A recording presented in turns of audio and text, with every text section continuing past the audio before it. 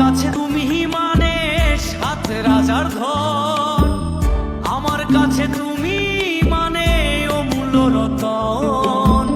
তোমার কাছে হয়তো বন্ধু আমি কিছু না, তাই তো তোমার স্বপ্নে বন্ধু আমি আসি না।